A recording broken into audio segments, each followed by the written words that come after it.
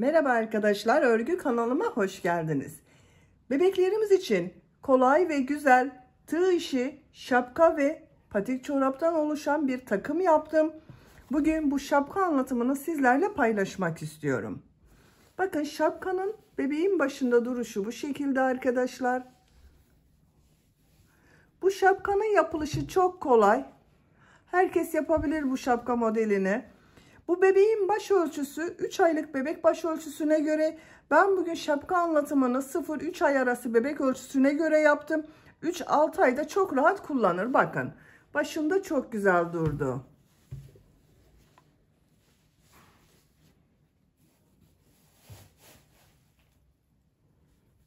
Bakın şapkanın görüntüsü bu şekilde. Bu patik çorba anlatımını yaptım. YouTube kanalıma yükledim arkadaşlar. Siz de bunun gibi güzel bir set yapmak isterseniz bu patik çorabın olduğu YouTube linkini izlediğiniz bu videonun açıklama bölümüne ekliyorum. Siz o link üzerine tıklarsanız çok güzel bir bebek seti yapabilirsiniz.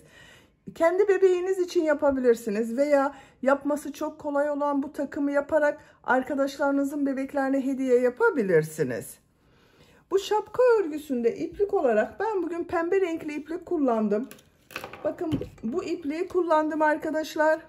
Kullandığım iplik üzerinde 100 gram iplikte 240 metre var. Bir yumak iplikten hem şapka hem bu patik çorabı yapabilirsiniz. Güzel bir set oluşturabilirsiniz. Tığ olarak 5 numara 3 milimetre tığ kullandım. Ben bugün pembe renkli iplik kullandım arkadaşlar. Siz bu şapkanın veya patik çorabın örgüsünde her marka ve renk iplikleri kullanabilirsiniz. Ben kız bebek için yaptım. Siz aynı modeli farklı renkli iplikler kullanarak erkek bebekleriniz için yapabilirsiniz. Kız ve erkek bebekler için uygun bir model. Yetişkinler için de yapabilirsiniz. Tek yapmanız gerekenler, daha büyük çocuk veya yetişkinler için yapacaksanız bu başlama zincir sayısını daha fazla başlamanız ve sıra sayısını da benim yaptığımdan daha fazla yapmanız arkadaşlar. Dediğim gibi ben bugün 0-3 ay arası bebek için yapıyorum. Tığ olarak benim elim çok sıkı değil. Bu sayıda yaptım. Bakın bu büyüklükte oldu. Sizin eliniz sıkıysa şapkanız daha küçük olur arkadaşlar. Ya sayısını daha fazla başlamanız gerekir veya 3,5-4 milimetre tığ kullanmanız gerekir. Ben 3 milimetrelik tığ ile yaptım.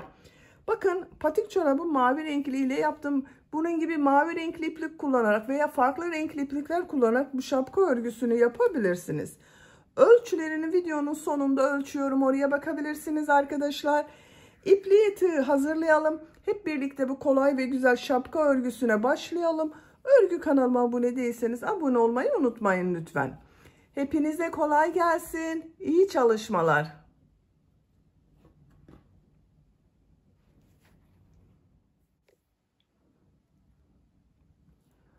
Zincir yaparak başlıyorum. Bakın bu şapkadan yapacağız arkadaşlar. Bu büyüklükte bir şapka yapıyorum bugün.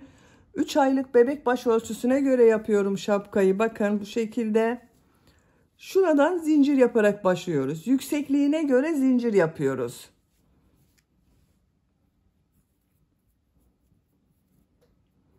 İlk ilmeği ben bu şekilde yapıyorum. Çok sıkı zincirler yapmıyoruz.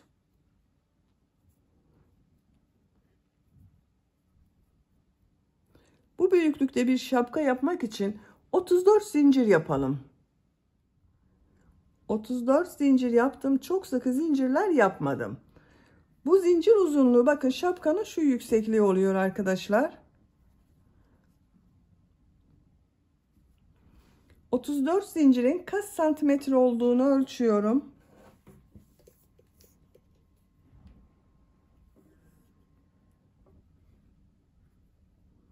15 santimetre zincir uzunluğu var. 15 santimetre için ben 34 zincir yaptım. Sizin elinizin sıklığına, iplik kalınlığına, tığ numarasına göre daha az veya daha çok sayıda zincir yapmanız gerekebilir arkadaşlar. Bu 34 zincirin bakın ilk önce sıra başında bu 3 sık iğne yapıyoruz. Model yapıyoruz. Sonra tekrar sık iğne yapıyoruz. Şu ilk ilmeğe bakın, biten ilmeğe değil. İkinci ilmeğe sık iğne yapıyorum. 1 2, 3. 3 sık iğne yaptım. Şimdi bakın şu modeli yapacağız. Tığ üzerine iplik alıyorum. Bir ilmek atlıyorum. İkinci ilmeğe bakın tığ takıyorum. İplik aldım. Uzatıyorum bakın arkadaşlar. Tığ üzerinde 3 ilmek var. Tekrar tığ üzerine iplik alıyorum. Aynı ilmeğe tığ takıyorum. İplik aldım. 2 oldu bakın. Uzatıyorum. Tekrar iplik aldım. 3 oldu bakın. Hepsini çekiyorum. Sıra sonundaki ilmeği çekmiyorum bakın. Şu ilmek duruyor. 2 ilmek var. Tekrar iplik alıyorum. 2 ilmekten çıkardım. 2 zincir yapıyorum. Tığ üzerine iplik alıyorum. Aynı ilmek içine aynı modelden bir tane daha yapıyorum bakın. 3 defa çıkartıp topluyoruz arkadaşlar. 1, 2, 3. İçinden çektim. Bakın model bu kadar. Tığ üzerine iplik almadan bakın burada bir ilmek atlıyorum. İkinci ilmeğe sık iğne yapıyorum. Modelden önce de bakın bir ilmek atladım. Modelden sonra da bir ilmek atladım. 22 sık iğne yapıyoruz. Bakın ilmekler üzerine sık iğne yapıyoruz. Sıra sonunda 5 ilmeği ilmek kaydırma yapacağız. Buraya 22 sık iğne yapacağız arkadaşlar. Benim başladığım sayıya göre 22 sık iğne yapıyoruz. Siz daha fazla sayıda başladıysanız bu 22 sık iğne daha az veya daha çok sayıda olabilir. Sıra sonunda 5 ilmek kalasıya kadar sık iğne yapalım. 22 sık iğne yaptım. Sıra sonunda bakın 1, 2, 3, 4, 5 ilmek boş kaldı.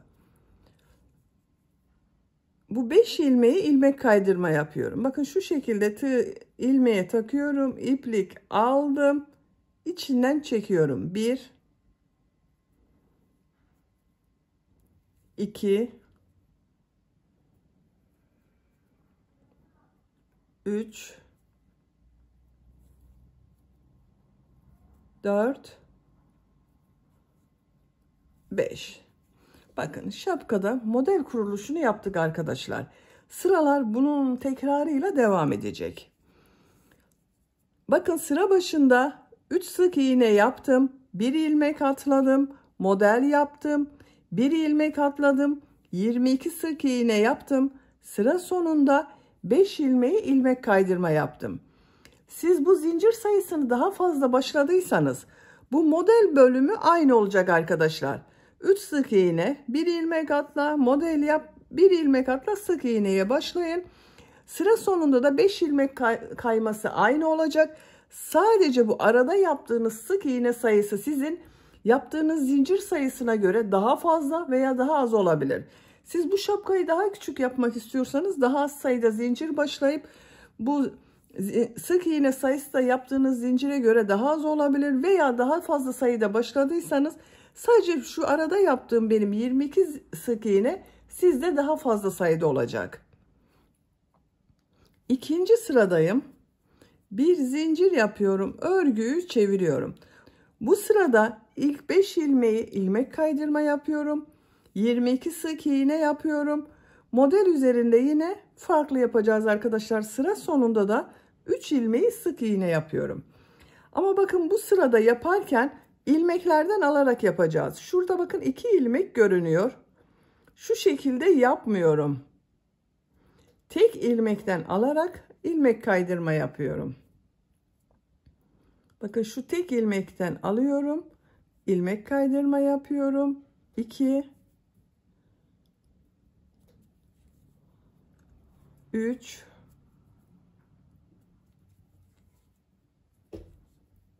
4, 5. 5 ilmek kaydırma yaptım. Sık iğneyi de yine ilmeklerden alarak yapıyorum. Bakın şu ilmeğe tığ takıyorum. Sık iğne yapıyorum. Çok sıkı yapmıyorum arkadaşlar. Bakın ilmeğe tığ taktım. sık iğne yapıyorum. Bakın bunda da aynı şekilde 2 ilmeği birlikte yapmıyorum. Tek ilmekten alarak yapıyorum. Bakın şurada 2 ilmek var. Şu ikinci ilmekten alarak sık iğne yapıyorum. 22 sık iğne yapıyoruz burada yine.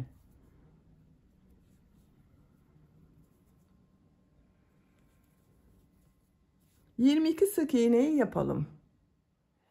Model bölümüne kadar 22 sık iğne yaptım. İlmeklerden alarak yaptım. Bakın görüntüsü bu şekilde oldu. Bakın modelin olduğu yere geldim. Sıra sonunda 3 sık iğne yapacağız. Bu model üzerinden 3 zincir yaparak atlama yapıyorum. Bakın 1, 2, 3. Çok sıkı yapmadım arkadaşlar. Model bölümünü atlıyorum. Sıra sonunda bulunan 3 sık iğneyi bakın ilmekten alarak sık iğne yapıyorum. 1, 2, 3.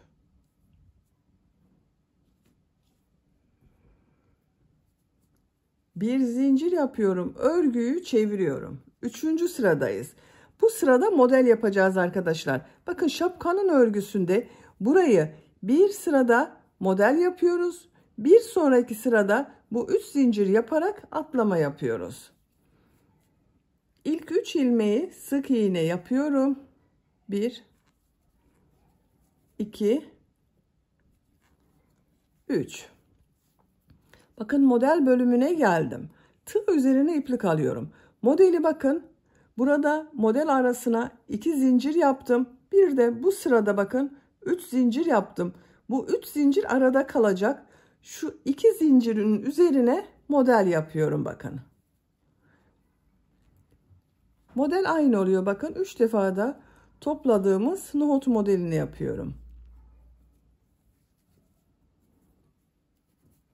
2 zincir yapıyorum. Bakın aynı 2 zincir üzerine tekrar model yapıyorum.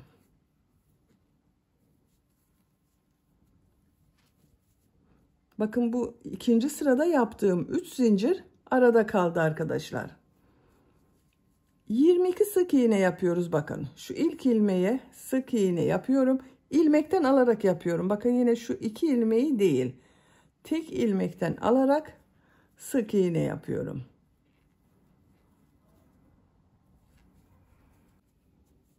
Bakın model bölümü bu şekilde görünüyor. Sıra sonunda 5 ilmek kaydırma yapacağız. Sıra sonunda 5 ilmek kalasıya kadar 22 sık iğneyi yapalım. Sıra sonunda 5 ilmek kalasıya kadar 22 sık iğne yaptım. Siz daha fazla sayıda başladıysanız bu 22 sık iğne daha fazla olacak arkadaşlar. Bu 5 ilmeği ilmek kaydırma yapıyorum. Bakın ilmeklerden alıyorum. 1, 2, 3,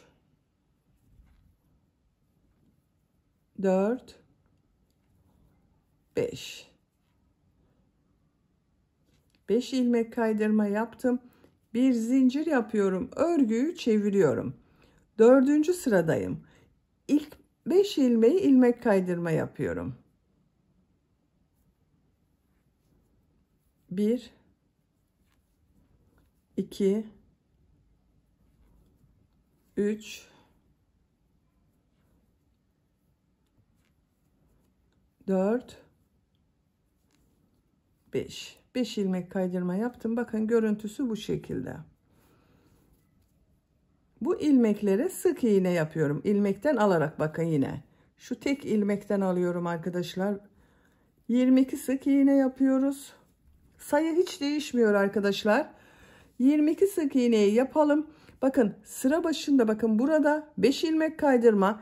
Bu arada 22 ilmek sık iğne. Sıra sonunda da 3 sık iğne hep aynı olacak. Hiç değişmeyecek. Bu model bölümüne kadar devam edelim. 22 sık iğne yapalım. Model yaptığım yere kadar 22 sık iğne yaptım. 3 zincir yapıyorum. Bakın model bölümünü atlıyorum. Sıra sonunda bulunan 3 ilmeğe sık iğne yapıyorum. İlmekten alarak yapıyorum bakın yine.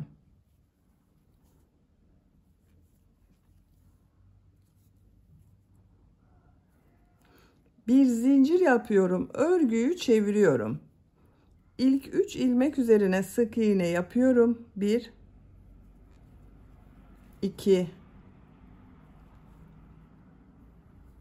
3 tığ üzerine iplik alıyorum.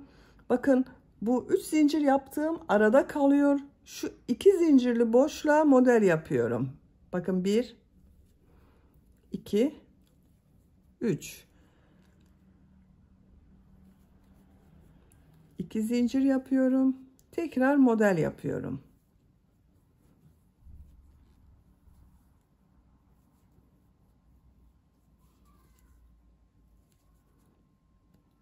İlmekler üzerine sık iğne yapıyorum. 22 sık iğne yapacağız. Sıra sonunda yine 5 ilmek kaydırma yapacağız. 22 sık iğneyi yapalım. Bakın buraya kadar. 22 sık iğne yaptım. Sıra sonunda 5 ilmeği ilmek kaydırma yapıyorum. Yine bakın ilmeklerden alıyorum. 1 2 3 4 5 bir zincir yapıyorum, örgüyü çeviriyorum. Bakın görüntüsü bu şekilde arkadaşlar.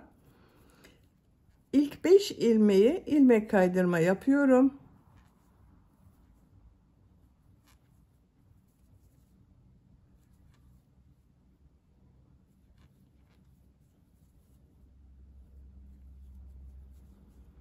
...22 sık iğne yapıyorum. İlmeklerden alarak yapıyorum bakın. Modele kadar devam edelim. Modele kadar 22 sık iğne yaptım. Bakın burada 3 zincir yapıyorum. Modeli atlıyorum. Sıra sonunda 3 ilmeği sık iğne yapıyorum.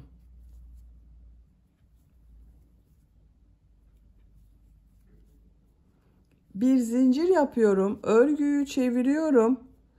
3 sık iğne yapıyorum.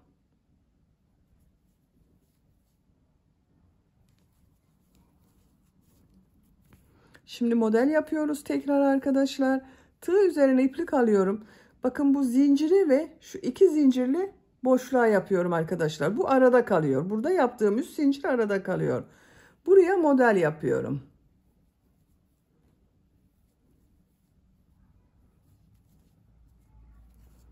İki zincir yapıyorum. Tekrar model yapıyorum.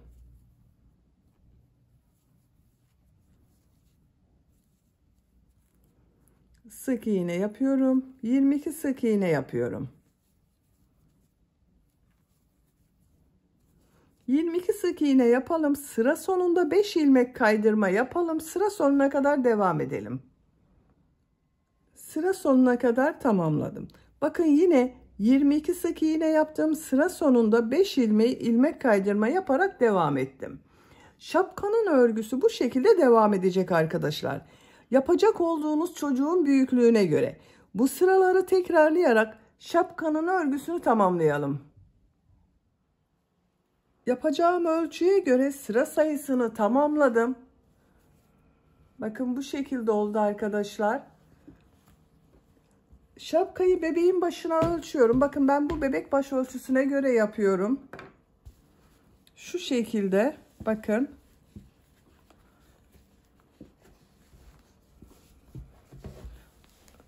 Burayı birleştireceğiz. Şapkanın örgüsünü bitireceğiz.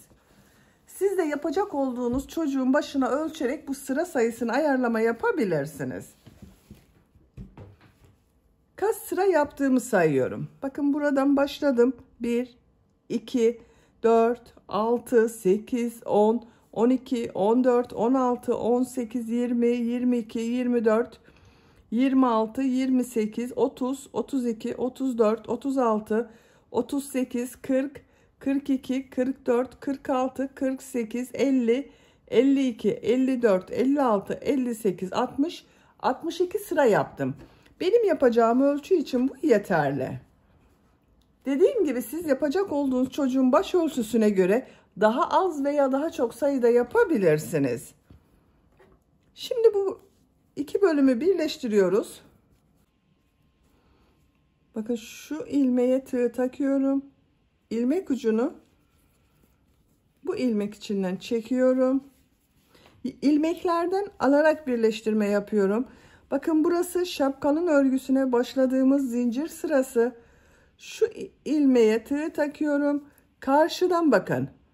İki ilmekler var. Şu ilmeğe tığ takıyorum. İplik alıp ilmek kaydırma yapıyorum.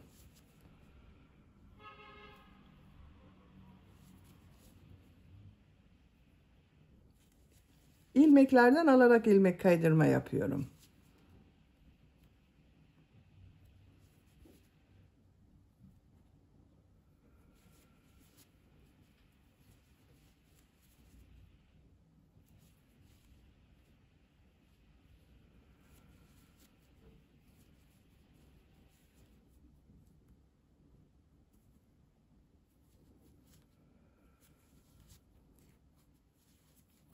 Bakın düz tarafın görüntüsü bu şekilde oluyor.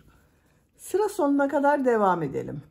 İlmek kaydırma yaparak sıra sonuna kadar tamamladım. Bakın görüntüsü bu şekilde oldu arkadaşlar. İpliği ben burada kesiyorum. Bakın ipliğin ucunu kestim. Biraz uzun kestim arkadaşlar. İlmek içinden çekiyorum. Bakın bu şekilde oldu. Burayı iğne takarak bakın toplayacağız.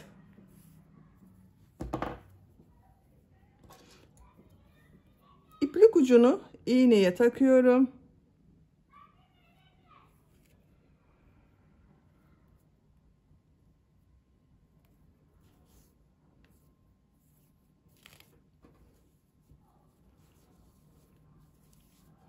Şapkaya başladığımız iplik ucu burada bekliyor bakın. Uç noktalardan bakın şu ilmeklere takıyorum.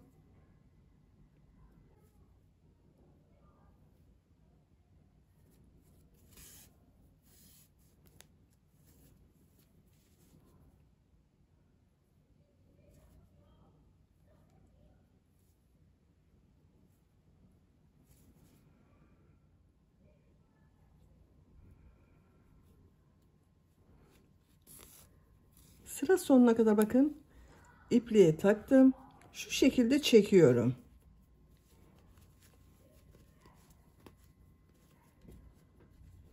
Burada bulunan bakın iplik ucu var. Şapkanın örgüsüne başladığımız iplik ucu. Onunla bağlayacağız arkadaşlar.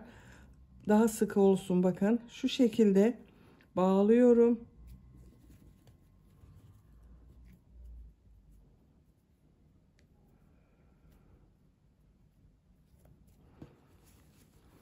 Şurada görünen boşluğu da bakın kapatıyorum.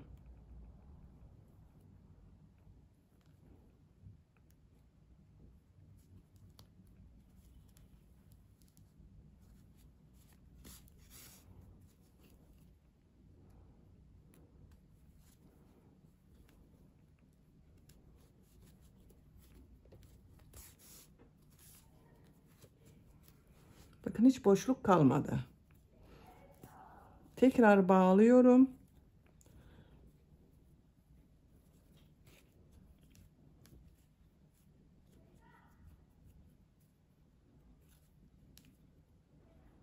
Sıkı bağlarsanız açılmaz arkadaşlar.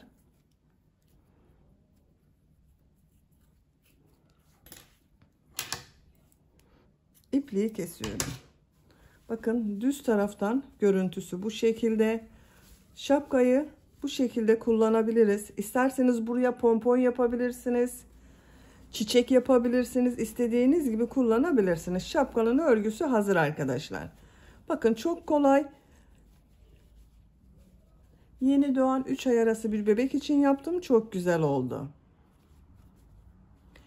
Beni dinlediğiniz ve izlediğiniz için hepinize çok teşekkür ederim. Örgü kanalıma abone değilseniz abone olmayı unutmayın lütfen. Sizlerle yeni örgülerde görüşmek dileğiyle. Hoşça kalın, sevgiyle kalın.